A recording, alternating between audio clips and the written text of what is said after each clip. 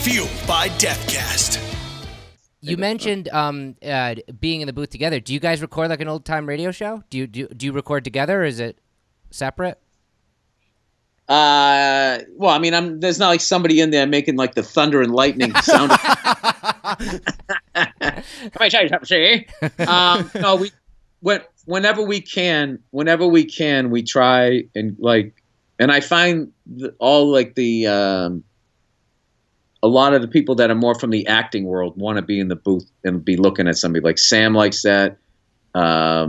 Justin Long is such like when Justin does Kevin and he makes the face like, wasn't doing anything. He's so committed and he has this look on his face.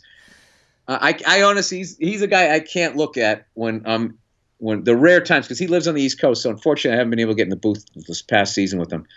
Laura Dern likes to do it like that. Vince likes to do it like that. And, for someone like me, I was, coming as a stand-up comedian, it was intimidating to get in there with these people. And I was just like, all right, sink or swim or whatever. So I just committed to what I was doing.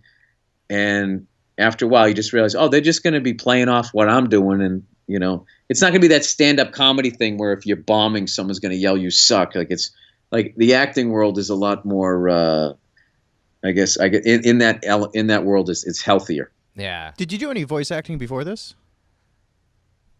Not really. I mean, there was a guy, his name escapes me. Grand Theft Auto, though, right? Grand Theft Auto. But that was one of those deals where we got hooked up because I was on the Opie and Anthony show. Right. He He was friends with them. And so, I had a couple of guys like, hey, shut the fuck up. I mean, just had a couple lines like that.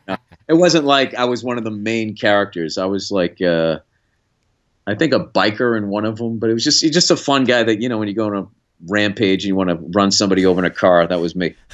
So was it weird getting used to the booth and doing voiceover acting, and was that strange adapting to that? It took 3 episodes, and I remember episode 1 we were recording, and David Richardson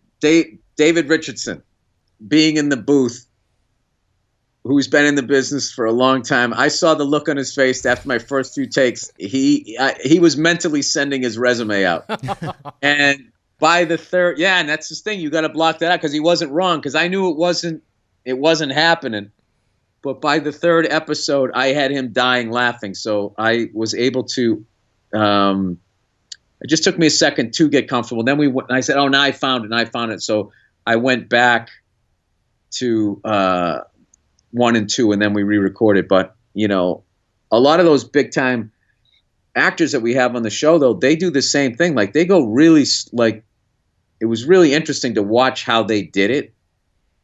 Like they just sort of like, hey, I'm gonna try this, and I'm gonna try this, and I'll try this, and it's just kind of like this big like back and forth, and then it starts getting small, and then all of a sudden just they have it. And whatever, 20 minutes later, 25 minutes later, all of a sudden they have it, and then all of their talent, and then it's an amazing thing to watch.